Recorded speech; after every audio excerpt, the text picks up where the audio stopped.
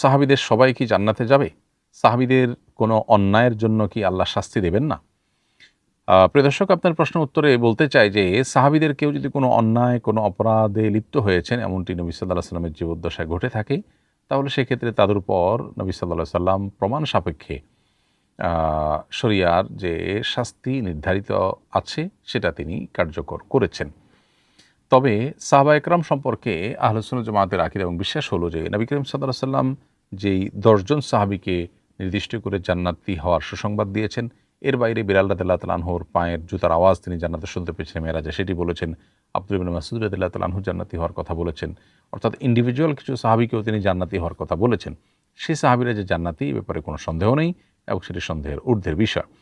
দ্বিতীয়ত, যে সমস্ত সাহাবীদেরকে দলগতভাবে বা গোষ্ঠীগতভাবে বা কোনো শ্রেণীগতভাবে তাদের জান্নাতি হওয়ার কথা বলেছেন, তারাও জান্নাতি হবে। যেমন বদরে অংশগ্রহণকারী সাহাবীদের সম্পর্কে বলা হয়েছে তারা জান্নাতি হবে, এবং বায়আতুর রিদওয়ান বা হুদায়বিয়া সন্ধির ঠিক আগ মুহূর্তে যে আপনার নবী সাল্লাল্লাহু আলাইহি ওয়াসাল্লামের হাতে হাত রেখে সাহাবা একরাম বায়আত নিয়েছেন বা অঙ্গীকার করেছেন, সেটা যারা শরীক ছিলেন তারাও জান্নাতি হওয়ার সুসংবাদ কোরআন হাদিসে বর্ণিত হয়েছে। অতএব তারা জান্নাতে যাবেন। এর বাইরে সাধারণ যে সমস্ত সাহাবী আছেন, জমহুর বা সংখ্যাগরিষ্ঠ আহলে সুন্নাত জামাতের মতে, তাদেরকেও জান্নাতি মনে করব আমরা। কারণ কোরআনে কারিমে আল্লাহ বলেছেন, ওয়াস-সাবিকুনাল আউয়ালুনা মিনাল মুহাজিরিন ওয়াল আনসার ওয়াল্লাযিনা ইত্তাবাউহুম বিইহসানিন রাদিয়াল্লাহু আনহুম ওয়া রাদু আনহু ওয়া আ'আদ্দা লাহুম জান্নাতিন তাজরি তাহতাহাল আনহার খালিদিনা ফিহা আবাদা যালিকাল ফাওজুল আযীম। সূরা তওবার আয়াত থেকে পরিষ্কারভাবে বোঝা যায়, আল্লাহ বলেছেন যে মুহাজির এবং আনসারদের যারা অগ্রগামী, আগে থেকে হিজরত এবং নসরত করেছেন, তা এবং যারা তাদের পরবর্তীতে এসে তাদের সাথে যুক্ত হয়েছেন, অর্থাৎ আগে করেছেন যারা, পরে যারা করেছেন, এদের সবার উপর আল্লাহ তাআলা সন্তুষ্ট এবং তারা আল্লাহর প্রতি সন্তুষ্ট এবং আল্লাহ তাদের জন্য জান্নাত প্রস্তুত করে রেখেছেন। এখান থেকে সকল সাহাবা একরামের জান্নাতি হওয়ার ইঙ্গিত পাওয়া যায়। কোরআন কারিমে আল্লাহ তাআলা সূরা হাদীদে বলেছেন, লা ইয়াস্তাবি মিনকুম মান আনফাকা মিন ক্বাবলিল ফাতহি ওয়া ক্বাতাল উলাইকা আ'যামু দারাজাতাম মিনাল্লাযীনা আনফাকু মিন বা'দ ওয়া ক্বাতালু ওয়া কুল্লান ওয়া'দাল্লাহুল হুসনা ওয়াল্লাহু বিমা তা'মালুনা খাবীর। এই আয়াতে পরিষ্কারভাবে বোঝা গেল যে আল্লাহ তাআলা বলেছেন, মক্কা বিজয়ের আগে যারা আল্লাহর রাস্তায় দান করেছেন এবং জিহাদে শামিল হয়েছেন, তাদের মর্যাদা একটু বেশি, কিন্তু তারা এবং তাদের পরে যারা আপনার একই কাজ করেছেন, জিহাদে রত হয়েছেন, তাদের সকলের জন্য আল্লাহ তাআলা ভালোর ওয়াদা করেছেন। তারা যে ভালো কাজ করবেন সেগুলো আল্লাহ তাআলা জানেন এবং তাদের জন্য আল্লাহ তাআলা বিনিময় হিসেবে ভালো কিছুর ঘোষণা করে দিয়েছেন এবং ভালো কিছুর ওয়াদা করেছেন। এখান থেকে বোঝা যায় যে সাহাবা একরাম পূর্বের যারা, পরের যারা, সকল সাহাবা একরামই জান্নাতি হবে। অতএব তাদের জান্নাতি হওয়ার সুধারণা পোষণ করাটাই হলো আহলে সুন্নাত জামাতের আকীদা এবং বিশ্বাস, এবং সেটি হলো সঠিকতার কাছাকাছি বিশ্বাস। এরপরে প্রশ্ন হলো, সিজার বা নরমাল প্রসবের সময় চিকিৎসার প্রয়োজনে পুরুষ ডাক্তার থাকতে পারবে কিনা? যদি মহিলা ডাক্তার থাকার কোনো সুযোগ থাকে তাহলে সেটাই হওয়া উচিত। যদি কোনো কারণে মহিলা ডাক্তার থাকার মতো কোনো পরিবেশ পরিস্থিতি না থাকে, পুরুষ ডাক্তারই শুধু থাকে, তাহলে নিরুপায় হিসাবে পুরুষ ডাক্তার থাকতে পারেন। খুবই দুর্ভাগ্যজনক বাস্তবতা।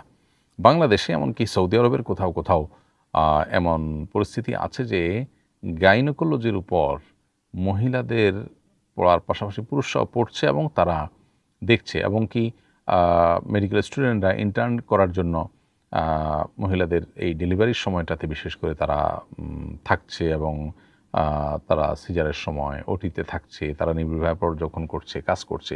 এটা খুবই জঘন্য একটা বিষয়।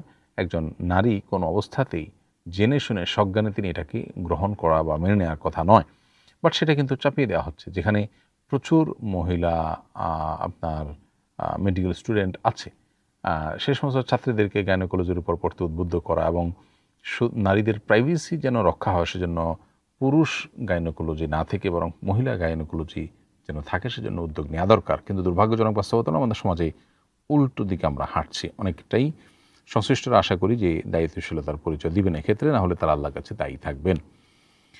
এরপরে প্রশ্ন হলো, বিভিন্ন সিনেমায়, বিশেষভাবে ভারতের সিনেমায় দেখা যায় মুসলিম অভিনেতারা গল্পের প্রয়োজনে এবং অভিনয়ের স্বার্থে পূজা করে, মূর্তির সামনে প্রার্থনা করে। এদের ঈমানের অবস্থা কি? তাদেরকে মুসলিম বলা যাবে কিনা? খুবই দরকারি একটি প্রশ্ন প্রিয় দর্শক।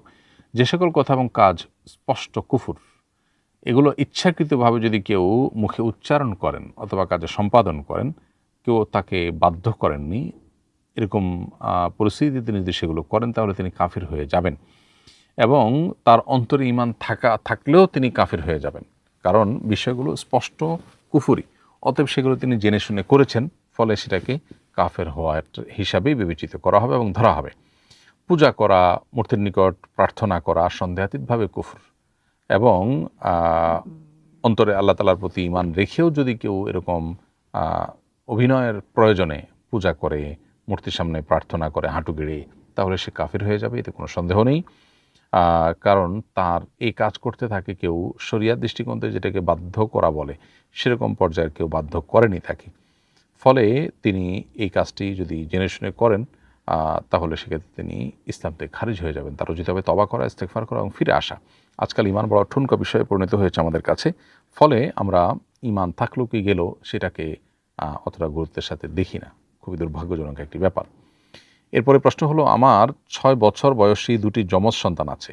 ওদের প্রচুর জেদ, কিছু থেকে কিছুতেই মরণ সম জেদ ধরে। শিশুদের জেদ দমন করার উপায় কি? শিশুদের খাদ্যাভ্যাস পাল্টানো দরকার, রাতে তাড়াতাড়ি ঘুম পাড়ানো দরকার, শূন্য লাইফস্টাইলে তাদেরকে আনা দরকার, এবং শয়তান যেন তাদের উপরে ভর না করতে পারে, মিউজিকের আওয়াজ যেন তাদের কানে না আসে।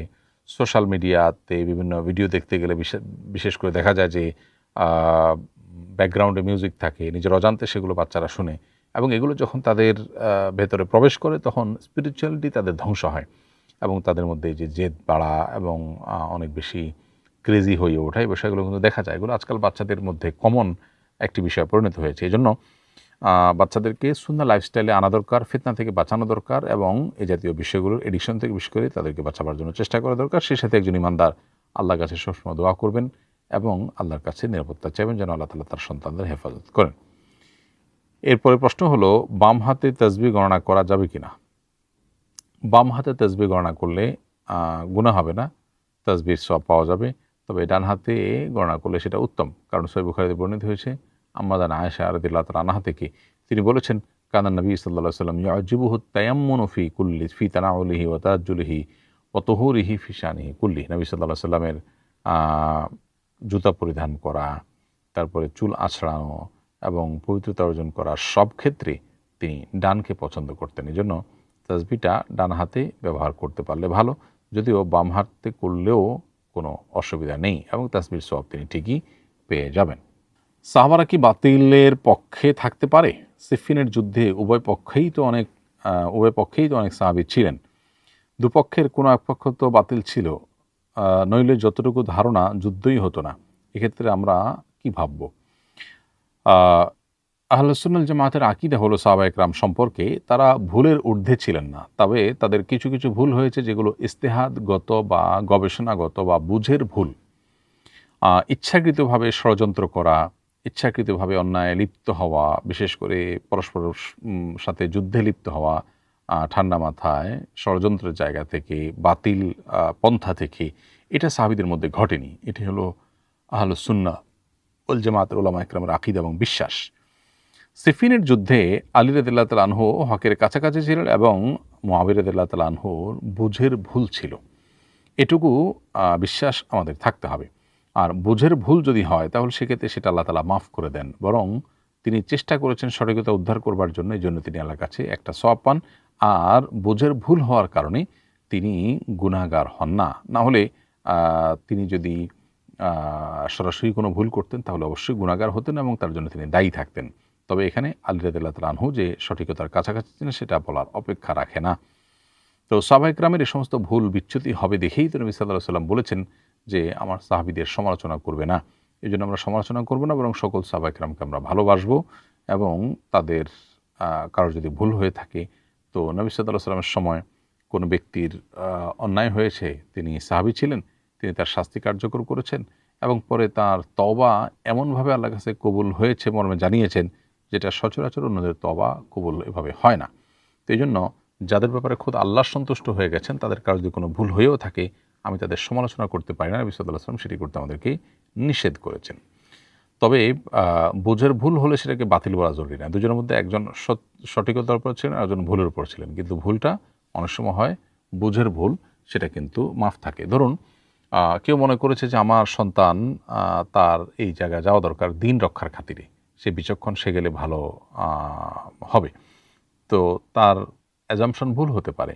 কিন্তু এখানে ইন্টেনশন যদি স্বজনপ্রীতি না হয়ে দিন রক্ষার খাতিরেই হয়, তাহলে সেক্ষেত্রে তার ভুল তো ভুলই, কিন্তু সে ভুলের কারণে তাকে আপনার ওয়ালা বারার আলোকে একেবারে আপনার ভালোবাসার গণ্ডি থেকে বের করে দিবেন, বাতিলের খাতায় ফেলে দিবেন, সেটা কিন্তু সুযোগ নেই। এরপরে প্রশ্ন হলো, অল্প বয়সে কারো চুল সাদা হয়ে গেলে চুলের রং কিংবা কোনো মেডিসিন ব্যবহার করে কালো করা যাবে কিনা? খুবই প্রয়োজনীয় একটি প্রশ্ন। সাধারণত নবী করিম সাল্লাল্লাহু আলাইহি সাল্লাম সাদা চুল কালো করতে, খিজাব ব্যবহার করতে, কালো খিজাব ব্যবহার করতে তিনি নিষেধ করেছেন। এতে এক ধরনের প্রতারণা থাকে, বয়স লুকাবার একটা প্রচেষ্টা থাকে, এটি কোনো সততার বা সৎ মানুষের পরিচায়ক নয়।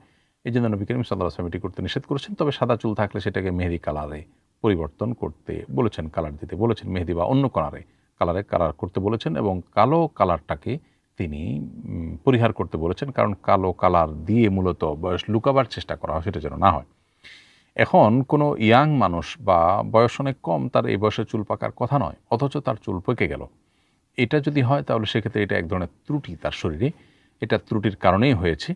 তো ত্রুটির কারণে যদি এরকম হয়ে থাকে তাহলে সেটাকে কালো করার চেষ্টা করাটারও রীতিমতো তার ট্রিটমেন্ট বা চিকিৎসার অংশ হিসেবে বিবেচিত হবে। ফলশ্রুতিতে এটি তার জন্য জায়েজ হবে, কারণ তিনি বয়স লুকাবার জন্য নয়, বরং তার ত্রুটি দূর করবার জন্য খেজাব ব্যবহার করছেন, যেটি মূলত তার ট্রিটমেন্ট বা চিকিৎসার অংশ। ফলে অল্প বয়সে চুল যদি সাদা হয়ে যায় তিনি কালো খেজাব ব্যবহার করতে পারবেন। তবে উত্তম হয় কালো খেজাবের সাথে মেহেদি বা অন্য কোনো কিছু হালকা হলেও মিশিয়ে নেওয়া, যাতে করে সরাসরি হাদিসের খেলাফ না হয়। তবে বয়স অল্প হওয়ার পরও চুল সাদা হয়ে গেলে সেটা এক ধরনের ত্রুটি, অংশের ত্রুটি দূর করার জন্য তিনি খেজাব ব্যবহার করতে পারবেন। এরপরে প্রশ্ন হলো, আমি একটি ভেষজ ঔষধ কোম্পানিতে চাকরি করি। ওষুধের গায়ে বিভিন্ন প্রাকৃতিক উপাদানের নাম লেখা থাকে, কিন্তু অফিসের নির্দেশে কেমিক্যাল দিয়ে ওষুধ প্রস্তুত করতে হয় এবং এই কাজটি আমার হাতেই বাস্তবায়ন হয়। আমার জন্য এই কাজ করা কি বৈধ হবে? ভেষজ ঔষধ কোম্পানিতে ভেষজ উপাদান থাকার কথা, সেটা না থেকে যদি কেমিক্যাল দিয়ে ভেষজ উপাদানের কাজ চালানো হয়, তাহলে সেক্ষেত্রে সেটা প্রতারণার শামিল, এবং আপনার কাস্টমারদেরকে প্রতারণা করে যে ঔষধ তৈরি করা হয়, সেই ঔষধ তৈরিতে আপনার কোনো ভূমিকা যদি থাকে তাহলে আপনি অন্যায়ের সহযোগী হলেন, সেজন্য সেটা আপনার জন্য নাজায়েজ হবে এবং আপনার উচিত হবে এখানে অপারগতার কথা বলা কিংবা বিকল্প চাকরির সন্ধান করা। বয়স্ক মানুষ কোরআন শিখছেন, তিনি সঠিক উচ্চারণ করতে পারেন না, এর কারণে গুনাহ হবে কিনা?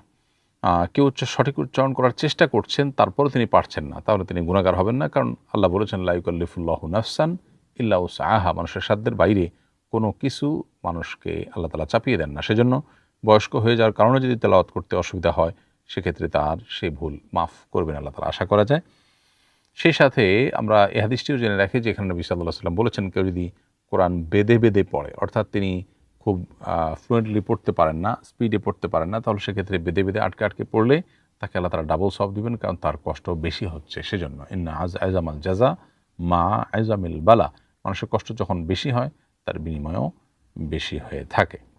এরপরে প্রশ্ন হলো, মৃত স্বামীর পেনশনের টাকা কি শুধু স্ত্রী পাবে নাকি সকল আত্মীয় পাবেন?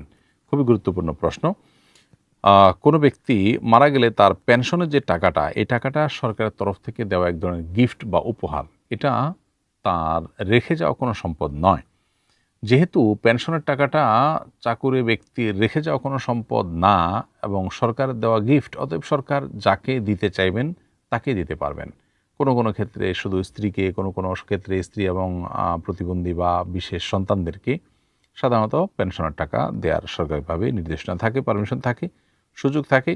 অতএব স্বামীর পেনশনের টাকা পেনশন দাতা প্রতিষ্ঠান, সরকার কিংবা কোনো কোম্পানি, তারা যাদেরকে দিবেন তারাই পাবে। এটা অন্যদের হক বলা যাবে না, কারণ হলো এটা ওই লোকটির, মৃত লোকটির রেখে যাওয়া কোনো নিজস্ব সম্পদ না। যদি সেটা হতো তাহলে ওয়ারিসদের মধ্যে আনুপাতিক হারে বন্টন হয়ে যেত। এরপরে প্রশ্ন হলো, আজানের সময় হাইয়া আলাস সালাহ হাইয়া আল ফালাহ বলার সময় ডানে বামে মুখ ফেরানোর বিধান কি? আমাদের মুয়াজ্জিন সাহেব প্রায় সময় ডানে বামে মুখ ফেরান না, এতে কোনো সমস্যা হবে কিনা? আজানের সময় হাইয়া আলাস সালাহ বলার সময় ডানে, আর হাইয়া আল ফালাহ বলার সময় বামে মুখ ফেরানো মুস্তাহাব। এবং যদি কোনো কারণে এটা না করেন কেউ, তাহলে সেটা মুস্তাহাবের খেলাফ হলো, অর্থাৎ এর কারণে আজান হবে না এরকম কোনো বিষয় নয়। বিধায় আপনার মুয়াজ্জিন যদি মাঝে মধ্যে এরকম না করেন তাহলে কোনো অসুবিধা নাই, এবং প্রায় সময় যদি না করেন তাতেও অসুবিধা নাই, তাতে আজান ঠিকই বিশুদ্ধ হয়ে যাবে, সালাতও ঠিকই বিশুদ্ধ হয়ে যাবে। তবে উত্তম হয় ডানে বামে মুখ ফিরানো, যেমনটি মুস্তাহাব। কোনো কোনো কবরে মৃত ব্যক্তির নাম, ঠিকানা, মৃত্যু তারিখ লেখা থাকে। এ ধরনের কোনো কিছু কবরের উপর লেখার শরঈ বিধান কি? খুবই গুরুত্বপূর্ণ প্রশ্ন। অনেক কবরে আমরা এটি দেখতে পাই, কখনো পাথরে, কখনো টাইলসে, কখনো টিনে বা কখনো পাকার উপরে খোদাই করে মৃত ব্যক্তির নাম, পরিচয়, মৃত্যু তারিখ লেখা থাকে। আবার কেউ কেউ সূরা ফাতিহা বা কোরআনে কারীমের আয়াত বিশেষ লিখে রাখেন। আবার কেউ কবরে দেখা যায় মৃত ব্যক্তির প্রশংসামালা কিংবা কোনো কবিতা এগুলো পর্যন্ত লিখে রাখেন। তো এ সম্পর্কে সুনানে তিরমিজিতে জাবের রাদিয়াল্লাহু তাআলা থেকে বর্ণিত একটি হাদিস আমরা পাই। সে হাদিসে তিনি বলেছেন, নাহা রাসূলুল্লাহ সাল্লাল্লাহু আলাইহি ওয়াসাল্লাম আন তুজাসসাসাল কুবুর ওয়া আন তুকতাবা আলাইহা ওয়া আন ইউবনা আলাইহা ওয়া আন তুতাআ ওয়া আন ইউতাআ। যার অর্থ হলো যে নবী করিম সাল্লাল্লাহু আলাইহি ওয়াসাল্লাম কবর পাকা করতে নিষেধ করেছেন, কবরের উপর কোনো কিছু লিখতে নিষেধ করেছেন, এবং কবরের উপর কোনো স্থাপনা নির্মাণ করতে নিষেধ করেছেন, এবং কবর মাড়াই করতে বা কবর পা দিয়ে পাড়াতে নিষেধ করেছেন। এখানে যে নিষেধাজ্ঞাগুলো আছে এর মধ্যে সুস্পষ্টভাবে আমরা জানলাম যে তিনি কবরের উপরে কোনো কিছু লিখতে নিষেধ করেছেন। এজন্য কবরের উপরে কোনো কিছু লেখা অনুচিত। কোনো কোনো উলামায়ে কেরাম শুধু মৃত ব্যক্তির নাম এবং মৃত্যুর তারিখ লিখে রাখাকে অনুমোদন করেন শুধুমাত্র কবর চিহ্নিত করবার প্রয়োজনে, জিয়ারত করতে যেন সহজ হয়, সুবিধা হয়। সেই জন্য নবী করিম সাল্লাল্লাহু আলাইহি ওয়াসাল্লাম ওসমান ইবনে মাযউন রাদিয়াল্লাহু তাআলা আনহুর কবরকে চিহ্নিত করবার জন্য একটা পাথর রাখতে নির্দেশ করেছেন, যাতে করে পরবর্তীতে কবর জিয়ারত করতে সুবিধা হয়। সেই জন্য বড়জোর মৃত ব্যক্তির নাম এবং মৃত্যুর তারিখ লিখে রাখা যেতে পারে, যাতে করে কবরটা চিহ্নিত করা যায়। এর বাইরে প্রশংসামালা ইত্যাদি লিখে রাখা বা কোনো আয়াত ইত্যাদি লিখে রাখা বা অন্য কোনো কিছু লিখে রাখা একেবারে সর্বসম্মতিক্রমে উলামায়ে কেরামের দৃষ্টিতে এটি নিষিদ্ধ এবং অনুচিত কাজ, কারণ হাদিসে এটি নিষিদ্ধ করা হয়েছে। যদিও অনেক উলামায়ে কেরামের মতে কোনো কিছুই লেখা উচিত না। অতএব কবরের উপরে লেখাজোখার পরে আমাদের সতর্ক থাকা দরকার। বিশেষ করে বড় বড় সাইনবোর্ড ঝুলানো, অনেক কিছু লেখালেখি করার যে কালচার আমাদের সমাজে আছে, এখান থেকে আমাদের বেরিয়ে আসতে হবে, কারণ হাদিসে পরিষ্কারভাবে এটি আমাদেরকে নিষেধ করা হয়েছে। এরপরে প্রশ্ন হলো, মৃত ব্যক্তির ব্যাংকে গচ্ছিত টাকার মালিক কে হবেন? নমিনি নাকি উত্তরাধিকারীগণ সবাই? খুবই গুরুত্বপূর্ণ প্রশ্নের উত্তর হলো যে মৃত ব্যক্তির ব্যাংকে গচ্ছিত টাকা যেহেতু মৃত ব্যক্তির, অতএব তার মৃত্যুর পর এটির মালিক হবেন ওয়ারিসগণ। কারণ নামে নমিনি করে রাখা হয় শুধুমাত্র টাকা তোলবার সুবিধার্থে, যে তিনি তুলবেন।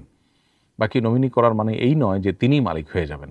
হ্যাঁ, মৃত ব্যক্তি যদি নমিনি যিনি হবেন তাকে বলে যান বা এটা স্পষ্ট করে যান যে এটা তিনি তাকে গিফট করে যাচ্ছেন, মৃত্যুর পর এটা মালিক সে হয়ে যাবে। তিনি যদি ওয়ারিস হয়ে থাকেন তাহলে মৃত ব্যক্তির সেই ওসিয়ত কার্যকর হবে না, যথারীতি সেটা ওয়ারিসদের মধ্যে বন্টন হবে। আর যদি তিনি ওয়ারিস না হয়ে থাকেন, এরকম কেউ নমিনি হয়, যেমন দাদার ব্যাংক অ্যাকাউন্টে নাতি নমিনি হলেন, তাহলে নাতির জন্য এরকম করে বলে যাওয়ার স্কোপ আছে, সেক্ষেত্রে তিনি মালিক হবেন। আর এমনিতে শুধু নমিনি করে গেলে ওয়ারিসরা মালিক হবেন, নমিনি নয়। এরপরে প্রশ্ন হলো, আমি পেশাব ভর্তি শিশি নিয়ে ল্যাবে যাচ্ছিলাম, প্রতিমধ্যে জোহরের নামাজের সময় হয়ে যাওয়ায় আমি বোতলটি পকেটে রেখেই নামাজ পড়ে ফেলি, আমার নামাজ হয়েছে কিনা? উত্তর হলো না দর্শক, আপনার নামাজ হয়নি। কারণ নামাজের জন্য শরীর এবং কাপড় এবং নামাজের জায়গাকে পাক রাখা, পবিত্র রাখা, এটা অবশ্য কর্তব্য। আপনি আপনার পকেটে যে পেশাব ভর্তি বোতল রেখেছেন, যেটি ল্যাবে পরীক্ষার জন্য নিচ্ছিলেন, এটা আপনার শরীরে আসলে ধারণ করেছেন। শরীরের ভেতরে যে পেশাব থাকে সেটা তো ভেতরে আছে, এটা কিন্তু ভেতরে থাকা পেশাব নয়। বোতলে থাকা পেশাব আপনি পকেটে নিয়ে যদি সালাত আদায় করেন, তাহলে সেক্ষেত্রে সেই সালাত বিশুদ্ধ হয়নি এবং এই সালাত আপনাকে পুনরায় আদায় করতে হবে। এবং পরবর্তীতে খেয়াল রাখতে হবে যে শিশিতে বা বোতলে কোনো স্যাম্পলের জন্য পেশাব থাকলে সেটা আলতো করে কোথাও রেখে তারপর আপনাকে সালাত আদায় করতে হবে। আর না হলে পবিত্রতার সাথে সালাত আদায় করবার যে নির্দেশনা, এটির ব্যর্থ হওয়ার কারণে সালাত হবে না এবং সে সালাত যদি পড়ে থাকেন পুনরায় আপনাকে আদায় করতে হবে। এরপরে প্রশ্ন হলো, বাইরে আঙিনা সাজানোর জন্য গাছ বনসাই করা যাবে কিনা? উত্তর হলো হ্যাঁ, বনসাই করা যাবে। গাছ বনসাই করা কোরআন বা হাদিসের আলোকে কোনো নিষিদ্ধ কাজ নয়। আল্লাহ সৃষ্টিতে পরিবর্তন করবার যে নিষেধাজ্ঞা রয়েছে সেটা গাছপালা এগুলোর ক্ষেত্রে প্রযোজ্য নয়। অতএব গাছ বনসাই করাতে কোরআন হাদিসের আলোকে কোনো অসুবিধা নেই। এরপরে প্রশ্ন হলো, আমি মোবাইল ব্যাংকিংয়ের মাধ্যমে আমার বোনের কাছে জাকাতের টাকা পাঠাই, সে উঠিয়ে উপযুক্ত ব্যক্তিদেরকে দেয়। প্রশ্ন হলো, মোবাইল ব্যাংকিংয়ের ক্যাশ আউটের চার্জ কি আমাকে দিতে হবে? খুবই দরকারি একটি প্রশ্ন। এই প্রশ্নের উত্তর হলো যে আপনি যার কাছে মোবাইল ব্যাংকিংয়ের মাধ্যমে টাকা পাঠাচ্ছেন সেটা যদি আপনার প্রতিনিধি হয় তাহলে সেক্ষেত্রে এর ক্যাশ আউটের চার্জ আপনাকে দিতে হবে, কারণ গরিবের কাছে পৌঁছানোটা আপনার দায়িত্ব জাকাতের টাকা। তো গরিবের কাছে যতক্ষণ পর্যন্ত না পৌঁছাচ্ছে ততক্ষণ পর্যন্ত মাঝের যে খরচটা সেটা আপনাকে বহন করতে হবে।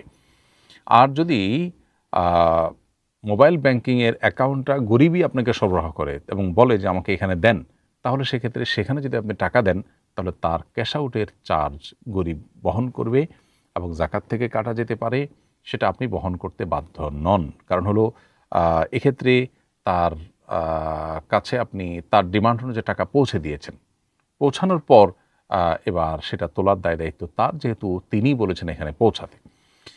তো দুইটা পার্থক্য আছে। যেহেতু আপনার বোন আপনার পক্ষ থেকে প্রতিনিধি হয়ে গরিবদেরকে বন্টন করেন, অতএব প্রতিনিধির কাজ আর যিনি প্রতিনিধি নিযুক্ত করেছেন উভয়ের কাজ একই হিসাবে বিবেচিত হয়। সেই হিসাবে আপনার এই মোবাইল ব্যাংকিংয়ের ক্যাশ আউটের চার্জ আপনাকেই বহন করতে হবে। জাকাত গ্রহীতা গরিবদের উপরে সেটি চাপানো যাবে না বা জাকাত থেকে সেটা কাটা যাবে না। এরপরে প্রশ্ন হলো, আমাদের ক্যান্টিনের বাবুর্চি অমুসলিম, তার হাতের রান্না খাওয়া কি বৈধ হবে? অমুসলিমের রান্না খাওয়া বৈধ। রান্না কে করেছে, মুসলিম না অমুসলিম, সেটা বিবেচ্য নয়। মূলত রান্নাটা হালাল কি হারাম সেটা মূলত মূল বিবেচ্য। অতএব কোনো মুসলিম বা কোনো ইমামও যদি হারাম কিছু রান্না করেন তো সেটা হালাল হয়ে যায় না, আবার কোনো অমুসলিম যদি সম্পূর্ণ সঠিকভাবে পাক পবিত্রতার সাথে হালাল জিনিস রান্না করেন তো সেটা হারাম হয়ে যাবে না। এরপরে প্রশ্ন হলো, মোবাইল ফোনে কোরআন তেলাওয়াতের রেকর্ড শ্রবণকালে কেউ যদি সিজদার আয়াত শুনে তাহলে সিজদা ওয়াজিব হবে কিনা? উত্তর হলো না। রেকর্ডকৃত তেলাওয়াতে যদি সিজদার আয়াত শুনেন তাহলে তার ফলে সিজদা দেওয়া আবশ্যক হবে না। তবে লাইভ তেলাওয়াত যদি শুনেন তাহলে সেক্ষেত্রে সেখানে সিজদার আয়াত আসলে অবশ্যই আপনাকে সিজদা করতে হবে। তারপর প্রশ্ন হলো, বাচ্চার আকিকার উদ্দেশ্যে একটি পশু কিনেছিলাম, এখন প্রচণ্ড অর্থ সংকটে পড়েছি, এটাকে এখন বিক্রি করতে পারবো? আকিকার উদ্দেশ্যে কোনো পশু কিনলে সেটা নির্ধারিত হয়ে যায় না, সেটাই আকিকা করতে হবে, এমন কোনো বাধ্যবাধকতা নেই। যদি নিরুপায় হয়ে আপনি সেটি বিক্রি করেন তো সেটা জায়েজ আছে, এবং বিক্রি করে অন্য কোনো খাতে ব্যবহার করাটা নাজায়েজ কোনো কাজ হবে না। এরপরে প্রশ্ন হলো, রেস্টুরেন্টে খাবার খাওয়ার সময় সাধারণত আমাদের পায়ে জুতা থাকে। এক আলেমের কাছ থেকে শুনেছি খাওয়ার সময় জুতা পরিধান করা উচিত নয়, এ ব্যাপারে নাকি হাদিসে নিষেধাজ্ঞা আছে, এ ব্যাপারে জানতে চাই। জুতা পরিধান করে বা জুতা পায়ে রেখে খাবার খেতে কোনো নিষেধাজ্ঞা কোনো বিশুদ্ধ হাদিসে বর্ণিত হয়নি। অতএব আপনি জুতা পায়ে খাবার গ্রহণ করতে পারেন বা খাবার খাওয়ার সময় আপনার পায়ে জুতা পরিহিত থাকতে পারে। মুস্তাদরাকে হাকেমে এমন একটি হাদিস পাওয়া যায় আনাস রাদিয়াল্লাহু তাআলা আনহুর বরাতে। হাদিসটির ভাষ্য হলো, ইদা আকালতুম ফাখলাউ নিআলাকুম, তোমরা যখন খাবে তখন তোমাদের জুতা খুলে নিবে, ফাইন্নাহু আরওয়াহু লিআবদানিকুম, এটা তোমাদের শরীরের জন্য বেশি ভালো। তো এ হাদিস সম্পর্কে হাফেজ যাহাবী রাহমাতুল্লাহ আলাইহি বলেছেন, আহসিবুহু মাওদুআন, এটাকে আমি জাল হাদিস মনে করি। এ হাদিসকে কোনো আলিমই বিশুদ্ধ হাদিসের কাতারে শামিল করেননি। ফলে পায়ে জুতা রেখে বা পরিধান করে খাবার খেতে কোনো হাদিসে আসলে নিষেধাজ্ঞা বর্ণিত হয়নি। এরপরে প্রশ্ন হলো, আমার খালু নেই, খালার সন্তানাদিও নেই, উনি কি আমার বাবা মার সাথে ওমরা যেতে পারবেন? প্রদর্শকের উত্তর হলো যে নারীদের জন্য সফরে মাহরাম থাকা জরুরি। আপনার খালার জন্য মাহরাম হলেন তার স্বামী, ছেলে, ভাই, ভাতিজা, ভাগ্নে, এরকম যারা মাহরামের তালিকা আছেন তারা। ভগ্নিপতি কখনো মাহরামের তালিকায় নন। ফলে আপনার বাবার সাথে আপনার খালা ওমরা যেতে পারেন না। তিনি ওমরা যেতে হলে কোনো মাহরামের সাথে যাবেন, আর যদি মাহরাম না থাকে তাহলে সেক্ষেত্রে তিনি ওমরা যাবেন না। আল্লাহ তাআলা তাকে ওমরা যাওয়ার ইচ্ছা ছিল, সেজন্য অবশ্যই সওয়াব দান করবেন। এবং আপনার বাবার সাথে গেলে তিনি মাহরাম ছাড়াই ওমরায় গিয়েছেন, সেইটা বিবেচিত হবে। ওমরা হয়তো হয়ে যাবে, কিন্তু মাহরাম ছাড়া সফর করার কারণে সেটি সওয়াবের পরিবর্তে মূলত গুনাহে পর্যবসিত হবে। এরপরে প্রশ্ন হলো, আজকাল প্রায় নারী কেলেঙ্কারির ঘটনা শুনতে পাওয়া যায়, এমনকি অনেক দায়ী টুপি পরিহিত মানুষও নারী কেলেঙ্কারির ঘটনায় জড়িয়ে যেতে দেখা যায়। এর কারণ কি এবং এর প্রতিকারের উপায় কি? খুবই গুরুত্বপূর্ণ একটি প্রশ্ন প্রিয় দর্শক। এই প্রশ্ন উত্তরে বলতে চাই যে নবী করিম সাল্লাল্লাহু আলাইহি সাল্লাম 1450 বছর আগে বলে গেছেন। তিনি বলেছেন যে আমি আমার পরে তোমাদের মধ্যে পুরুষদের জন্য নারীদের চাইতে বেশি ক্ষতিকর কোনো ফিতনার বিষয় আর রেখে গেলাম না। অর্থাৎ একজন নারী পুরুষের বিভ্রান্তির বা পদস্খলনের কারণ যতটা হতে পারেন, অন্য কোনো কিছুতে পুরুষ এত দ্রুত পদস্খলনের শিকার সাধারণত হয় না। এবং এই জন্য নবী সাল্লাল্লাহু আলাইহি ওয়াসাল্লাম আরও বলেছেন যে বনী ইসরায়েলের প্রথম ফিতনার কারণ ছিল নারী। এজন্য একজন পুরুষ সর্বোচ্চ সতর্ক থাকবেন। এ হাদিসে কিন্তু নারীকে কোনো দোষারোপ করা হয়নি, সতর্ক করা হয়েছে পুরুষদেরকে যে তোমাদের সবচেয়ে বেশি পদস্খলন হওয়ার শঙ্কা রয়েছে এই জায়গাটাতে, বিধায় তোমরা সতর্ক থাকবে। এই জন্য দেখবেন ইসলাম জেনা হওয়ার আগে থেকেই মানুষ জেনা থেকে যেন বেঁচে থাকতে পারে বাদ দেওয়ার ব্যবস্থা রেখেছে। আল্লাহ বলেছেন ওয়ালা তাকরাবুজ জিনা, তোমরা জেনার কাছেও যেও না। অন্যান্য অপরাধের ক্ষেত্রে বলেছেন আল্লাহ অপরাধ করো না, এখানে বলেছেন কাছেও যেও না। কারণ কেউ যদি আসলে কোনো পরনারীর সাথে দেখা সাক্ষাৎ করে, তার সৌন্দর্য অবলোকন করে, তার সাথে আলাপচারিতায় জড়িয়ে পড়ে, এরপর আস্তে আস্তে ধীরে ধীরে সে মনে মনে বা কল্পনার জগতে জেনায় লিপ্ত হবে, এরপরে সুযোগ তৈরি হলে সে সরাসরি জেনায় লিপ্ত হতে পারে, এবং যার প্রতি সে আকৃষ্ট হয়েছে তাকে হাতের নাগালে না পেলে যেখানে সেখানে তার যৌন চাহিদাকে চরিতার্থ করতে পারে এবং সমাজে বিশৃঙ্খলা তৈরি হতে পারে। এই জন্য শরিয়া কিন্তু এতগুলো বাঁধ দেওয়ার ব্যবস্থা রেখেছে। তো চতুর্দিকে যে পুরুষদের নারী কেলেঙ্কারির বিভিন্ন ঘটনা শুনতে পাওয়া যায়, এটা পুরুষদের সৃষ্টিগত যে দুর্বলতার কথা নবী সাল্লাল্লাহু আলাইহি ওয়াসাল্লাম বলেছেন সেটি কারণে হয়ে থাকে। এটার ঊর্ধ্বে ওঠার জন্য এবং নিজের চরিত্রকে হেফাজত রাখবার জন্য দরকার হলো সেরকম ঈমানী শক্তি, দরকার হলো সেরকম সতর্ক পদক্ষেপ, এবং দরকার হলো যথাসময়ে নিজের চরিত্রকে হেফাজত রাখার জন্য বিয়ে শাদী করা, পরিবারের সান্নিধ্যে থাকা এবং সর্বোচ্চ সচেষ্ট থাকা নিজের চরিত্রকে কলুষমুক্ত রাখবার জন্য। নবী সাল্লাল্লাহু আলাইহি ওয়াসাল্লাম বলেছেন মাইয়াতমাল্লি মা বাইনা লিহইহি ওয়া মা বাইনা রিজলাইহি আদমাল্লাহুল জান্নাহ, যে ব্যক্তি তার দুই চোয়ালের মধ্যবর্তী অঙ্গ অর্থাৎ মুখ এবং তার দুই পায়ের রানের মধ্যবর্তী অঙ্গ অর্থাৎ তার সম্ভ্রম তথা লজ্জাস্থান, এই সম্ভ্রম এবং লজ্জাস্থান এবং মুখকে যদি কেউ কন্ট্রোলে রাখার, নিয়ন্ত্রণে রাখার দায়িত্ব গ্রহণ করে, অর্থাৎ আল্লাহ যা অনুমোদন করেননি সেখানে এই অপাত্রে এগুলোকে ব্যবহার করে না, নবী সাল্লাল্লাহু আলাইহি ওয়াসাল্লাম বলেছেন আদমাল্লাহুল জান্নাহ, তার জন্য আমি জান্নাতের দায়িত্ব নিলাম। এবং আল্লাহ তাআলা সফল মুমিনদের যে বৈশিষ্ট্য সূরা মুমিনে উল্লেখ করেছেন তার মধ্যে একটা উল্লেখ করেছেন ওয়াল্লাযীনা হুম লিফুরুজিহিম হাফিজুন, যারা তাদের লজ্জাস্থানকে, তাদের সম্ভ্রমকে হেফাজত করে, নিয়ন্ত্রণ করে। ইসলাম আমাদেরকে কন্ট্রোল এবং নিয়ন্ত্রণের কথা শিখিয়েছে। আজকালকার ভোগবাদী পৃথিবীতে আমরা দেখব চতুর্দিকে শুধু ভোগের আহ্বান করা হচ্ছে, নিয়ন্ত্রণের কথা কেউ বলছে না। ইসলাম কিন্তু আমাদেরকে কন্ট্রোল এবং নিয়ন্ত্রণের কথা বলে। এই কন্ট্রোল এবং নিয়ন্ত্রণ না করলে আমরা অপমানের শিকার হব, অপদস্থ হব, পদস্খলন ঘটবে এবং সমাজ নানা রকম বিশৃঙ্খলায় ভরে যাবে। এজন্যই একজন পুরুষ তার নিজেকে পবিত্র রাখার জন্য যদি সর্বোচ্চ চেষ্টা করেন, তার জন্য প্রয়োজনীয় পদক্ষেপ নেন, যেমন বিবাহ শাদী করা, তারপরে পরিবারের সান্নিধ্যে থাকা, এবং নবী সাল্লাল্লাহু আলাইহি ওয়াসাল্লাম যেহেতু সতর্ক করেছেন নারী গঠিত ফিতনার ব্যাপারে, অতএব এ ব্যাপারে সর্বোচ্চ তিনি নিজেকে আপনার দূরে রাখবেন এবং সতর্ক অবস্থানে রাখবেন, তাহলে ইনশাআল্লাহ তিনি হেফাজতে থাকতে পারেন। আর যদি কেউ অতিরিক্ত সাহসী হয়ে বা নিজের প্রতি অনেক আত্মবিশ্বাসী হয়ে এদিকে পা বাড়াতে থাকেন, তাহলে একটা সময় তার পদস্খলন ঘটে যাবে। তো তাকওয়ার দুর্বলতার কারণে, ঈমানের ঘাটতির কারণে এবং নবী করিম সাল্লাল্লাহু আলাইহি ওয়াসাল্লামের নির্দেশনার পরে আমল না করার কারণেই কিন্তু আজকে এই লাঞ্ছনা, এই বঞ্চনা এবং এই পদস্খলন পুরুষদের দ্বারা ঘটে থাকে নারী গঠিত বিষয়ে। আমাদের দরকার হলো নবী সাল্লাল্লাহু আলাইহি ওয়াসাল্লামের হাদিসকে সর্বোচ্চ আমলে নেওয়া এবং সর্বোচ্চ গুরুত্ব দেওয়া, এবং চরিত্রকে হেফাজত করার সংগ্রামে যদি কেউ জয়ী না হয় তাহলে সে জান্নাতি হতে পারবে না, তার জান্নাতের পথ সুগম হবে না, যেমনটি হাদিস থেকে আমরা স্পষ্টত জানতে পারলাম। আল্লাহ তাআলা আমাদেরকে পবিত্র জীবনযাপন করার তৌফিক দান করুন এবং এই জাতীয় নারী কেলেঙ্কারি ইত্যাদি থেকে আমাদেরকে সবাইকে হেফাজতে থাকার তৌফিক দান করুন। আমি কোরআনের একটি সূরা ছাড়া আর কোনো সূরা মুখস্থ পারি না। আমি যদি নামাজের সময় পাশে মোবাইলে হালকা আওয়াজে রেকর্ড তেলাওয়াত ছেড়ে সাথে সাথে আমি পড়ি, তাহলে নামাজ হবে কিনা? দর্শক, আপনার প্রশ্ন উত্তরে বলতে চাই, হানাফি ফকিহগণের মতে নামাজি ব্যক্তি, সালাতরত ব্যক্তি তার বাইরের কারোর কাছ থেকে কোনো প্রকার সহযোগিতা নিয়ে তেলাওয়াত করা বা বাইরের কারোরটা শুনে শুনে তেলাওয়াত করা, এটা নিষিদ্ধ, এটা সালাতের জন্য অনুপযোগী, সালাতের সঙ্গে এটা যায় না। ফলে এরকম যদি আপনি করেন তাহলে হানাফি ফকিহদের মতো আপনার নামাজ ভঙ্গ হয়ে যাবে। আপনার শুধু একটি সূরা মুখস্থ থাকলে প্রয়োজন আপনি এই একটি সূরাই উভয় রাকাতে বা সবগুলো রাকাতে পড়বেন, এবং দ্রুততম সময়ে আপনি এর সাথে আরও সূরা মুখস্থ করে নেবেন, কমপক্ষে 2টি, আর সম্ভব হলে যে কয়েকটি সম্ভব আপনি সূরা মুখস্থ করে নেবেন।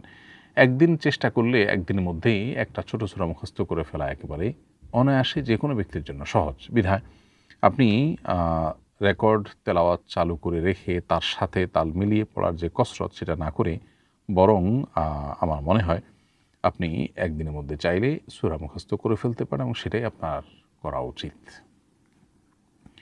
এরপরে প্রশ্ন হলো, কোনো মুসলিম মেয়ে যদি সাজসজ্জার অংশ হিসেবে সিঁদুর পড়তে চান তাহলে তিনি পড়তে পারবেন কি না?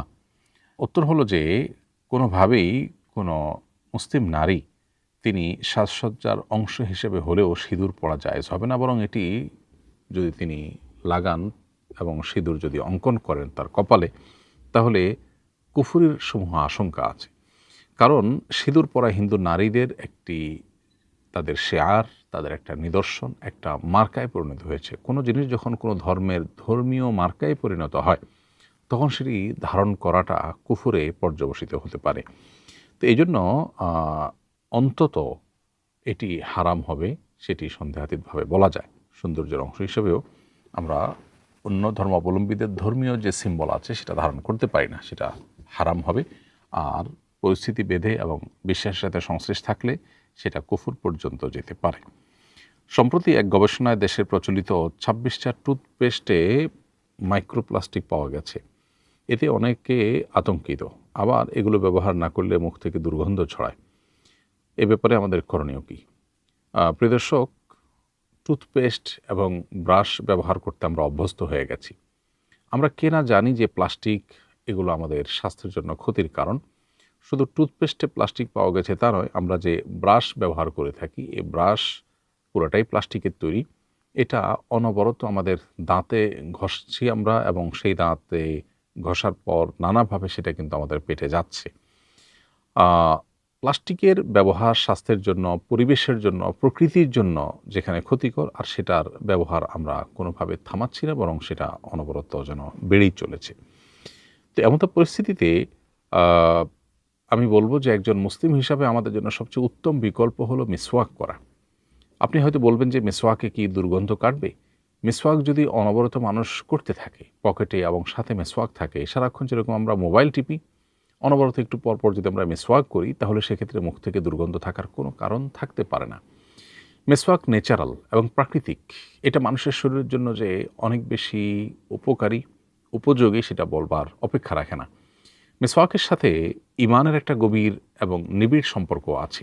নবী করিম সাল্লাল্লাহু আলাইহি ওয়াসাল্লাম বলেছেন, লাউলা আশুক্কা আলা উম্মতি, যদি আমার উম্মতের জন্য খুব কষ্টকর হবে এমনটি আমি মনে না করতাম, লা আমারতুহুম বিসওয়াকি ইনদা কুল্লি সলাতিন ওয়া ফি রিওয়ায়াতিন ইনদা কুল্লি ওযু, তাহলে তাদেরকে প্রত্যেক নামাজে, আরেকবার আসছে প্রত্যেক ওযুতে মেসওয়াক করার নির্দেশ জারি করে দিতাম। তো এই জন্য মেসওয়াকটা আমাদের বেশি বেশি করা উচিত, বাচ্চাদেরকে অভ্যস্ত করা দরকার।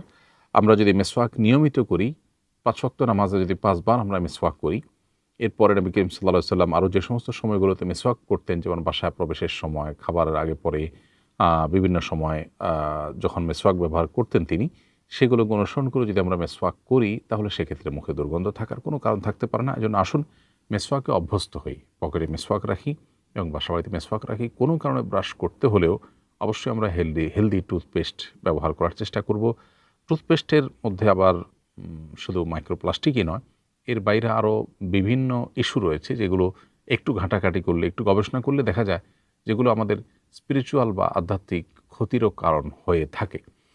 এজন্য মেসওয়াকই হলো আমাদের জন্য সর্বোত্তম বিকল্প। টুথপেস্ট ব্যবহার করতে হলে সবচেয়ে উপকারী এবং আমাদের জন্য কোনো প্রকার ক্ষতিকর নয় এরকম জিনিসগুলোকে, এরকম টুথপেস্ট এবং ব্রাশ যথাসম্ভব বেছে সেটা ব্যবহার করা দরকার। আর ধীরে ধীরে মেসওয়াকে অভ্যাস আমাদের বাড়ানো দরকার। আমাদের এলাকায় সবার সম্মিলিত একটি ঐতিহ্যবাহী কবরস্থান আছে। এলাকার যারা মৃত্যুবরণ করে তাদেরকে সেখানে কবর দেওয়া হয়। কবরস্থানের সভাপতির সঙ্গে আমার একটু পারিবারিক ঝামেলার কারণে আমার বড় ভাইকে সেখানে কবর দিতে দেওয়া হয়নি। তাকে আমরা আলাদা কবর দিয়েছি বাধ্য হয়ে। সভাপতি পরিবর্তন হয়েছে, এখন আমরা বড় ভাইয়ের কবর স্থানান্তর করতে চাচ্ছি। কবর স্থানান্তরের উপরে শরীয়তের বিধান কী? প্রিয় দর্শক, কবর স্থানান্তর করার ক্ষেত্রে শরিয়ার বিধান হলো যে একান্ত খুব নিরুপায় না হলে কোনো মানুষকে কবর থেকে তোলা জায়েজ নেই।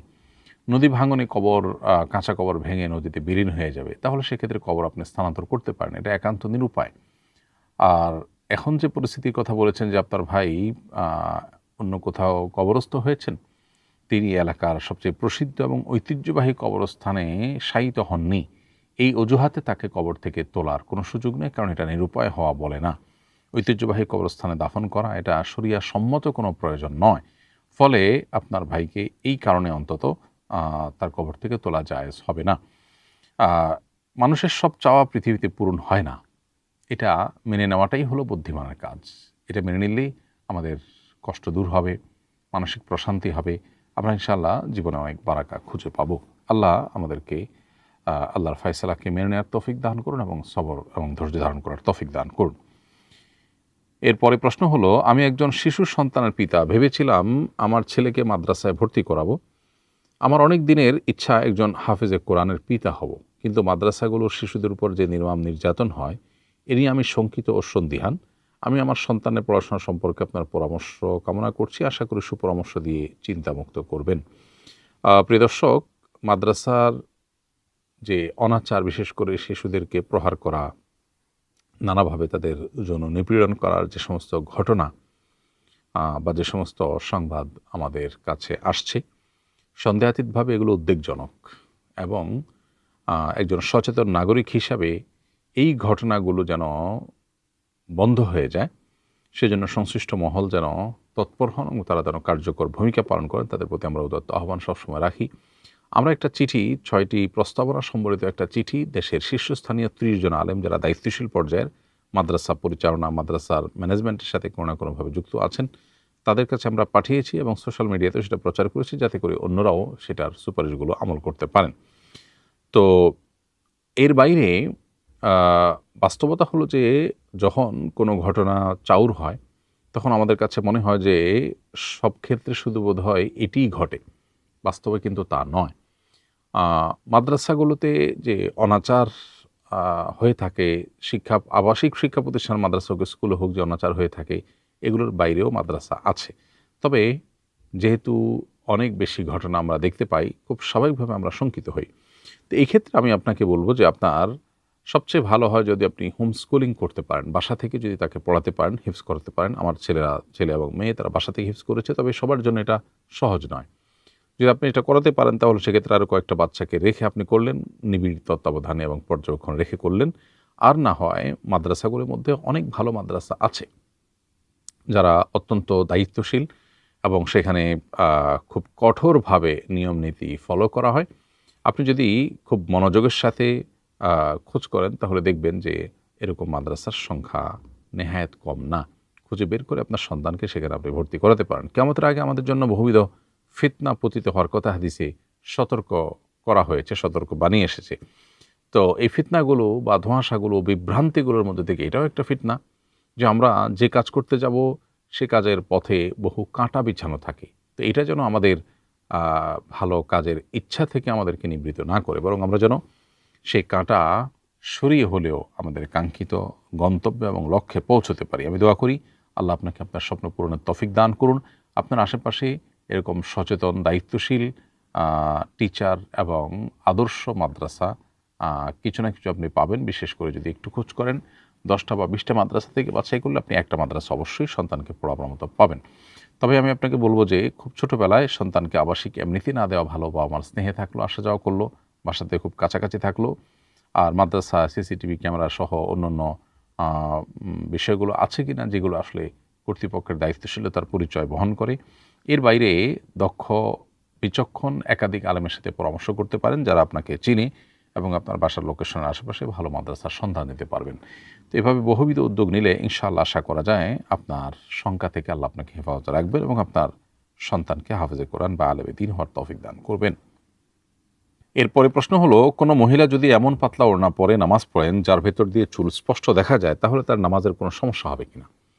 প্রিয় দর্শক, মেয়েদের জন্য নামাজের মধ্যে তার মুখমণ্ডল, 2 হাতের কবজি এবং 2 পায়ের পাতা এগুলো ছাড়া বাকি পুরো শরীর তাকে ঢেকে সালাত আদায় করতে হবে। এই পুরো শরীর ঢাকার মধ্যে মাথার চুলও কিন্তু অন্তর্ভুক্ত। অতএব মাথার চুলও কিন্তু ঢেকেই নারীদেরকে সালাত আদায় করতে হবে। এখন যদি এত পাতলা ওড়না পরে কোনো নারী সালাত আদায় করেন যে তার ওড়না থেকে পরিষ্কারভাবে চুল দেখা যায় বা একইভাবে শরীরের কোনো অঙ্গ দেখা যায়, তাহলে সেক্ষেত্রে সেই ওড়না পরে সালাত আদায় করলে সালাত হবে না। কারণ সে ওড়না পরা আর না পরা সমান।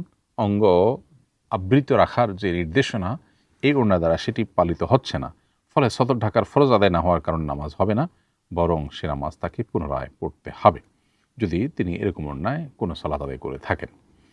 সম্প্রতি গাজীপুরে একজন ইমামকে পরস্ত্রী সহ আবাসিক হোটেল থেকে আটক করা হয়। এ ধরনের ঘটনার কারণে আলেমদের উপর থেকে মানুষের আস্থা উঠে যাচ্ছে। এ ব্যাপারে আলেমদের উদ্দেশ্যে আপনার বার্তা কী?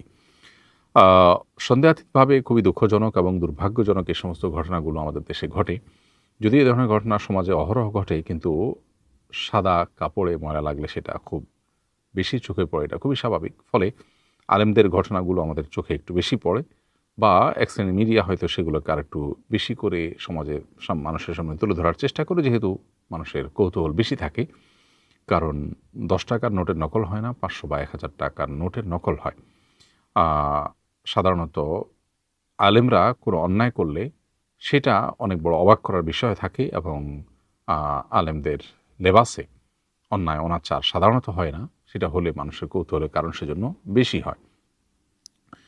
এক্ষেত্রে আমি আলেমদেরকে বলবো যে তারা যেন সত্যিকারের আল্লাহ ভীরু মানুষ হওয়ার চেষ্টা করেন। মাদ্রাসাগুলো থেকে গতানুগতিক পুঁথিগত বিদ্যা শেখার উপরে শুধুমাত্র সীমাবদ্ধ না থেকে তারা যেন পরিপূর্ণ দিনটা কোনো নেককার মানুষের সোহবত এবং সাহচর্যে থেকে অর্জন করেন। সেই সাথে তারা যেই দিনের দাওয়াত মানুষকে দিচ্ছেন, সেদিন যদি নিজেরা পালন না করেন, তাহলে সন্দেহাতীতভাবে সেটা আলেমদের আস্থাকে তলানিতে নেবে। কোনো আলেমের ব্যক্তিগত কোনো ভুল বা কাজের জন্য তিনি যদি গোটা আলেম সমাজকে অপরাধীর কাঠগড়ায়, আসামির কাঠগড়ায় দাঁড় করান, তাহলে এটার ভয়াবহতা কত বেশি সেটা বোঝার জন্য পণ্ডিত হওয়ার প্রয়োজন নেই।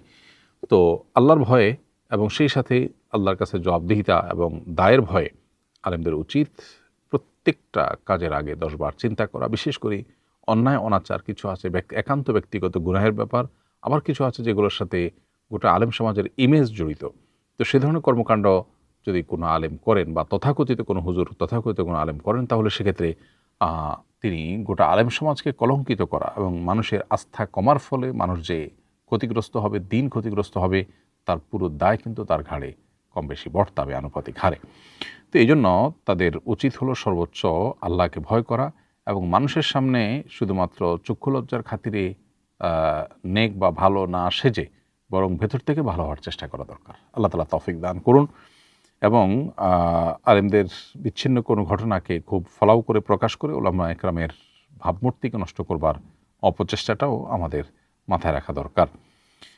মাদ্রাসা কর্তৃপক্ষ, মসজিদ কর্তৃপক্ষ তারা লোক নিয়োগ দেওয়ার আগে লোকটা আল্লাহ ভীরু কিনা, নেককার কিনা, যা বলেন তা অনুযায়ী তিনি আমল করেন কিনা, দুনিয়া বিমুখ কিনা, এই বিষয়গুলোকে তারা দেখে নেওয়ার চেষ্টা করবেন। তাহলে ইনশাআল্লাহ তারা প্রপার এবং উপযুক্ত মানুষ খুঁজে পাবেন ইনশাআল্লাহ তাআলা। কোনো মানুষ মারা গেলে সে কি তার গোসল করানো, কাফন দাফন, জানাজা এবং আত্মীয় স্বজনের কান্না, কথাবার্তা ইত্যাদি শুনতে অনুভব করতে পারে? মানুষ মারা যাওয়ার পর তাকে গোসল দেবার সময়, কাফন দাফন করানোর সময় তার আত্মীয় স্বজনের মুভমেন্ট, তাদের কান্নাকাটি, তাদের কথাবার্তা ইত্যাদি মৃত ব্যক্তি পুরোপুরি অনুভব করা, শুনতে পাওয়ার কথা কোনো হাদিসে এভাবে বর্ণিত হয়নি। তবে নবী করিম সাল্লাল্লাহু আলাইহি সাল্লাম থেকে এই প্রসঙ্গে 2টি হাদিসের কথা আমরা জানি। তার একটি বর্ণনা করেছেন আনাস রাদিয়াল্লাহু তাআলা আনহু, আর অপরটি বর্ণনা করেছেন আব্দুল্লাহ ইবনে আব্বাস রাদিয়াল্লাহু তাআলা আনহু। আনাস রাদিয়াল্লাহু তাআলা আনহু বর্ণিত সহিহ বুখারীতে যে হাদিসটি বর্ণিত হয়েছে, সে হাদিসে নবী করিম সাল্লাল্লাহু আলাইহি সাল্লাম বলেছেন, কোনো ব্যক্তিকে যখন কবরে রাখা হয় এবং কবরে রাখার পরে তার আত্মীয় স্বজনরা যখন তাকে দাফন করে চলে যায়, তো মৃত ব্যক্তি তাদের চলে যাওয়ার সময় পায়ের জুতার আওয়াজ পর্যন্ত শুনতে পান। এখান থেকে বোঝা গেল যে মানুষ কবরস্থ হওয়ার পর তাদের আত্মীয় স্বজন এর মুভমেন্ট, তাদের কবর জিয়ারত ইত্যাদি এগুলো অনুভব করতে পারেন। কিভাবে সেটা আল্লাহ তাআলা একমাত্র ভালো জানেন। একটা বিশেষ রূহ তাদেরকে দিয়ে শুধু এটুকু অনুভব করবার সুযোগ, অথবা কবরে বা বারজাখী জীবনের শাস্তি কিংবা নেয়ামত অনুভব করার সুযোগ আল্লাহ তাআলা দিয়ে থাকেন। তার মাধ্যমে তারা এটি হয়তো অনুভব করে থাকেন। আব্দুল্লাহ ইবনে আব্বাস রাদিয়াল্লাহু তাআলা আনহু বর্ণিত হাদিস থেকে আমরা জানি যে নবী করিম সাল্লাল্লাহু আলাইহি ওয়াসাল্লাম বলেছেন, কোনো ব্যক্তি যদি কোনো মৃত ব্যক্তির কবরে গিয়ে সালাম পেশ করে, কবর জিয়ারত করে, এবং লোকটি যদি মৃত ব্যক্তির দুনিয়াতে পরিচিত হয়ে থাকে, তাহলে মৃত ব্যক্তি সেটা অনুভব করেন যে কে তাকে সালাম দিয়েছেন, এবং আল্লাহ তাআলা তাকে রাদ্দাল্লাহু রূহাহু, আল্লাহ এক প্রকার রূহ তার মধ্যে ফেরত দেন, যার ফলে সে সালামের জবাব বা জিয়ারতকারী ব্যক্তি যখন সালাম পেশ করে তার উত্তর বা রিপ্লাই তিনি দিতে পারেন। এখান থেকে বোঝা যায় দাফন করার পর তার কবর জিয়ারত, কবরের পাশে সালাম পেশ এবং সালামের জবাব দেওয়া, এই বিষয়গুলো মৃত ব্যক্তির ক্ষেত্রে ঘটে, এবং এই অনুভূতি শক্তি আল্লাহ তাআলা তাকে দিয়ে থাকেন। কিন্তু তার আগের যে চ্যাপ্টারটা, অর্থাৎ তার দাফন করার আগের যে সময়গুলো, সে সময়গুলোতে তিনি তার আত্মীয় স্বজনের সব কিছু অনুভব করতে পারেন, এমনটি কোনো হাদিসে বর্ণিত হয়নি। এরপরে প্রশ্ন হলো, কিভাবে সালাত আদায় করলে সেটা কবুলযোগ্য হবে? খুবই দরকারি একটি প্রশ্ন।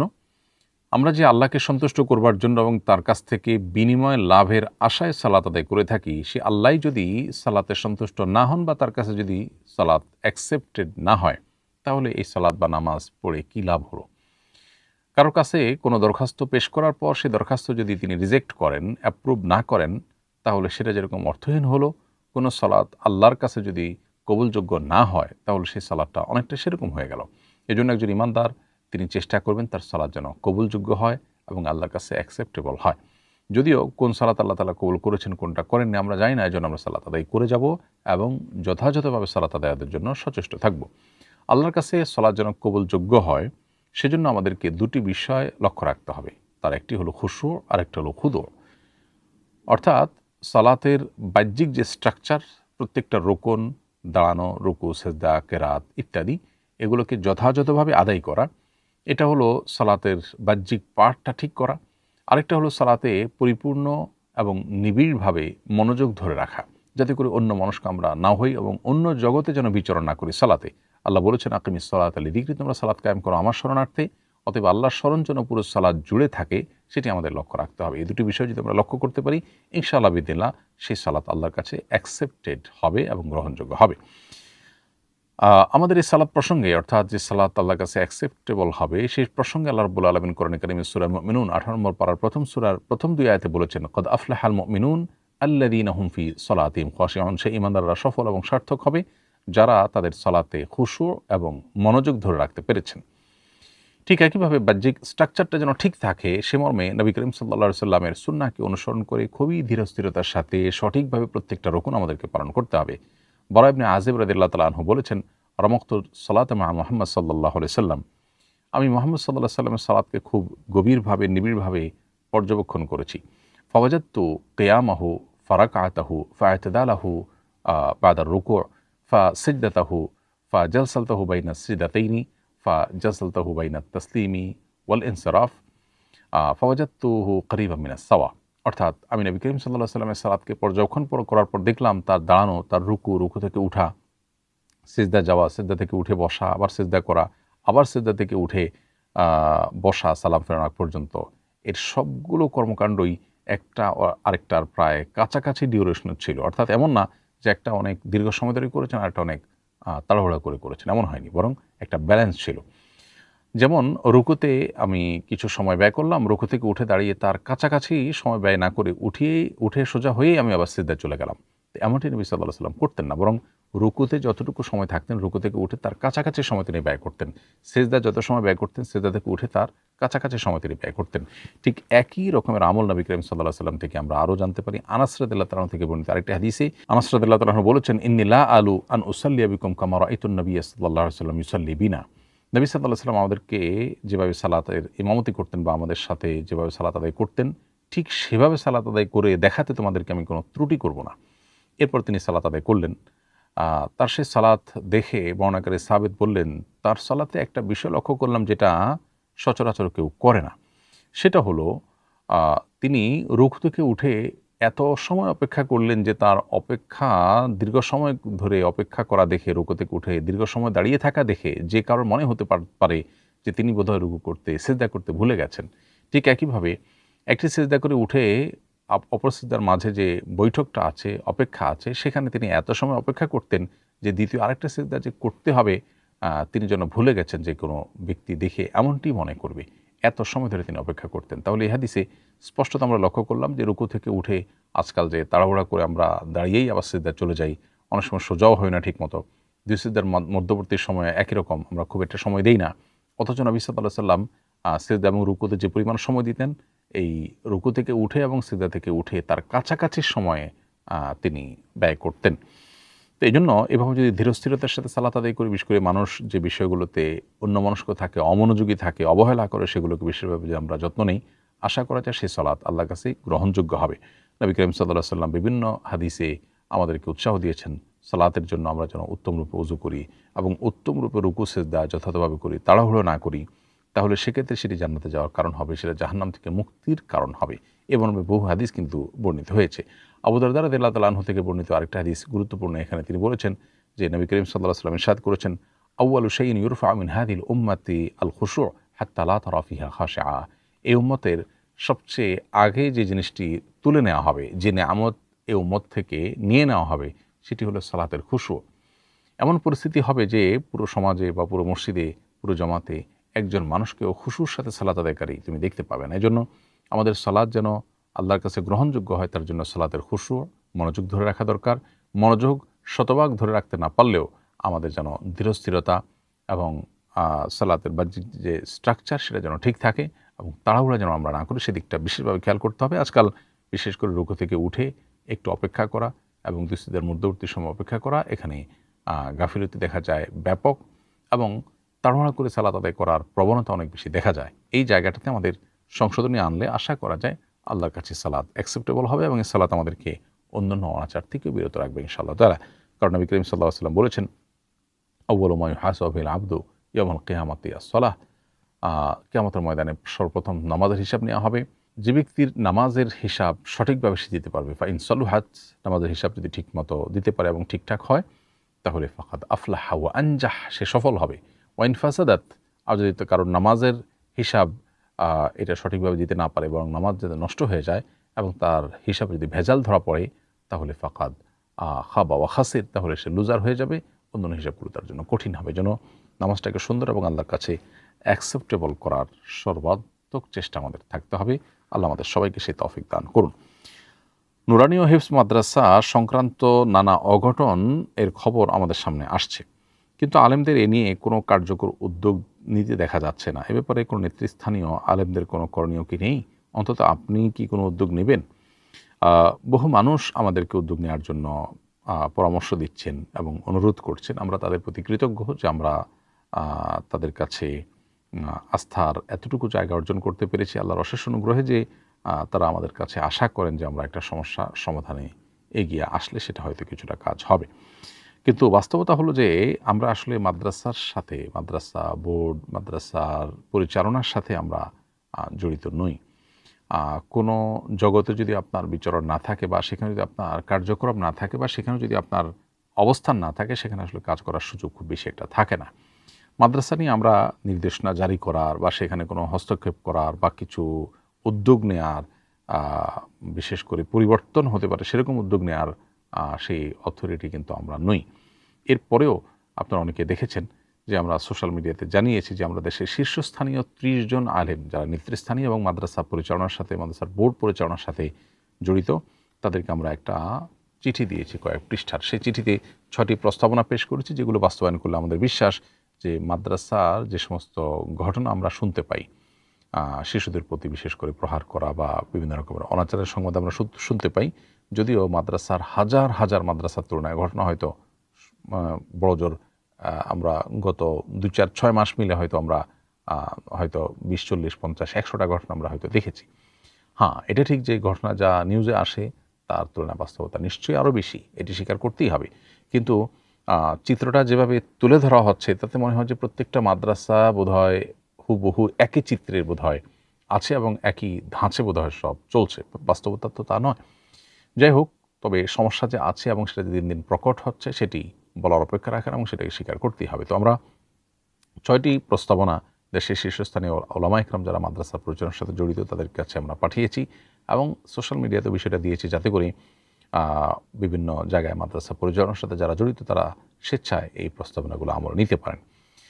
ইতিমধ্যেই হায়াতুল উলিয়া অর্থাৎ কওমি মাদ্রাসার পরিচালনার সাথে জড়িত বা কওমি মাদ্রাসা পরিচালনার সর্বোচ্চ অথরিটি যেটা সরকার কর্তৃক করে দেওয়া, সেটার মিটিং হয়েছে এবং তারা কিছু ইনিশিয়েটিভ নিয়েছেন। কিন্তু এই ইনিশিয়েটিভগুলো যদি পুরো পরিস্থিতির গভীরতা এবং জটিলতাটা অনুধাবন করতে পেরে সত্যিকার অর্থে এটা সমাধানের জন্য কার্যকর পদক্ষেপ নেওয়ার অংশ হিসাবে নেওয়া হয় এবং এটা ফলো আপ করা হয় সেভাবে, তাহলে ইনশাআল্লাহ এই সমস্যার সমাধান আশা করি হবে।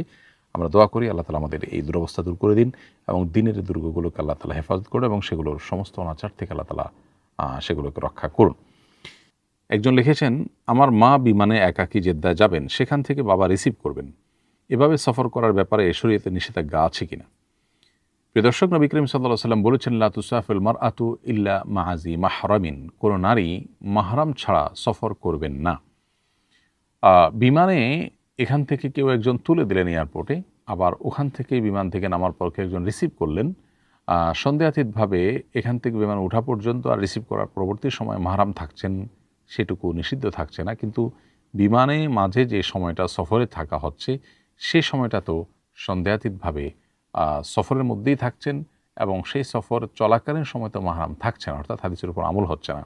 এই জন্য এটা না করা উচিত, বরং পুরো সফর জুড়ে তার সাথে কোনো একজন মাহরাম থাকা উচিত।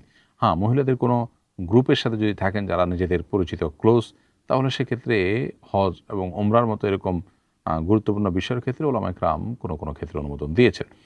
বাট স্বাভাবিক অবস্থাতে মাহরাম সাথে থাকা দরকার। কেন? কারণ একজন নারী সফরে তিনি যদি অসুস্থ হয়ে পড়েন, কোনো দুর্ঘটনার মুখোমুখি হন, সেক্ষেত্রে যাতে করে তার মাহরাম তাকে টেক কেয়ার করতে পারেন, অন্য কোনো মানুষের উপর নির্ভরশীল না হন, তার যাতে কোনো প্রকার সম্মানহানি না হয়, সেজন্য শরিয়া বিধানটা দিয়েছে।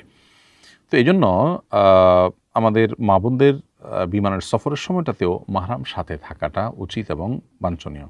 যদি কোনো কারণে সেটা সুযোগ না হয়, তাহলে টোটালি মাহরাম ছাড়া সফর করার তুলনায় বিমানের তোলার আগ পর্যন্ত, বিমান থেকে নামানোর পরে সময়টাতে মাহরাম থাকলেন, এরকম হলে সেটা একেবারে পুরো সময় জুড়ে মাহরাম থাকার তুলনায় ভালো হলো, মন্দের ভালো হলো। বাট এখানেও বিমানের ওই সময়টাতে, সফরের সময়টাতেও তিনি একাকী থাকা অনুচিত। এরপরে প্রশ্ন হলো, আমার বোন অনলাইনে দেশের বাইরে একটি বড় কোম্পানিতে জব করে। তারা বেতন দেওয়ার সময় ভেরিফাই করার জন্য প্রতিবার ভিডিও কলে কথা বলেন। তখন তাদের চেহারা দেখাতে হয়, এতে কোনো সমস্যা হবে কিনা? মেয়েদের চেহারা, এটা ফিতনার আশঙ্কার কারণে এটাও পর্দার অন্তর্ভুক্ত। ফলশ্রুতিতে এই জব যদি একান্ত তার জন্য নিরুপায় না হন, এর বিকল্প ভালো যদি কিছু থাকে, তাহলে সেক্ষেত্রে তার বিকল্প কোনো পথে যাওয়া উচিত এবং উত্তম। আর যদি সেটা আপাতদৃষ্টিতে তার জন্য কঠিন হয়, তাহলে সেক্ষেত্রে নিরুপায় হিসাবে এটি তার জন্য জায়েজ হতে পারে।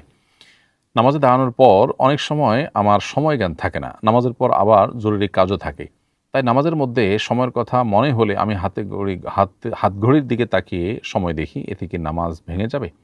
নামাজ ভাঙবে না, কিন্তু এমনটি করা অনুচিত। কারণ সালাতের মধ্যে আপনি যখন ঘড়ির দিকে তাকাবেন, তো অন্যমনস্ক হলেন, সালাতের যে খুশু এবং খুজু, যেটা মেনটেন করা সালাতের মাকবুল এবং গ্রহণযোগ্য হওয়ার জন্য অপরিহার্য, সেটার বরখেলাফ হবে। সেজন্য যথাসম্ভব ঘড়ির দিকে না তাকিয়ে আপনি আন্দাজ করে সালাত আদায় করবেন। একটু এদিক সেদিক হলে যদি তাতে সামান্য ক্ষতি হয়, সেটা আপনি সহ্য করবেন এবং সেটা মেনে নেবেন, এর মধ্যেই কল্যাণ থাকবে। আর যদি আপনি ঘড়ির তাকানো, ঘড়ির দিকে দেখে শুধু সময় কত হলো সেটা জেনে নিলেন, মুখে কিছু উচ্চারণ করলেন না, তাহলে আপনার নামাজ ভাঙবে না, বাট কোয়ালিটি একটু নষ্ট হলো বা একটু কমে গেল। আমি কোরআনের একটি সূরা ছাড়া আর কোনো সূরা মুখস্থ পারি না। আমি যদি নামাজের সময় পাশে মোবাইলে হালকা আওয়াজে রেকর্ড তেলাওয়াত ছেড়ে সাথে সাথে আমি পড়ি, তাহলে নামাজ হবে কিনা? দর্শক, আপনার প্রশ্ন উত্তরে বলতে চাই, হানাফি ফকিহগণের মতে নামাজি ব্যক্তি, সালাতরত ব্যক্তি তার বাইরের কারোর কাছ থেকে কোনো প্রকার সহযোগিতা নিয়ে তেলাওয়াত করা বা বাইরের কারোরটা শুনে শুনে তেলাওয়াত করা, এটা নিষিদ্ধ, এটা সালাতের জন্য অনুপযোগী, সালাতের সঙ্গে এটা যায় না। ফলে এরকম যদি আপনি করেন, তাহলে হানাফি ফকিহদের মতো আপনার নামাজ ভঙ্গ হয়ে যাবে।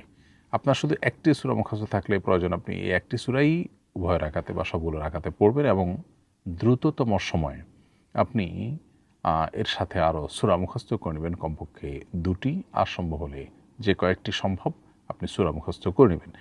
একদিন চেষ্টা করলে একদিনের মধ্যেই একটা ছোট সূরা মুখস্থ করে ফেলা একেবারে অনায়াসে যে কোনো ব্যক্তির জন্য সহজ। বিধায় আপনি রেকর্ড তেলাওয়াত চালু করে রেখে তার সাথে তাল মিলিয়ে পড়ার যে কসরত, সেটা না করে বরং আমার মনে হয় আপনি একদিনের মধ্যে চাইলে সূরা মুখস্থ করে ফেলতে পারেন এবং সেটাই আপনার করা উচিত।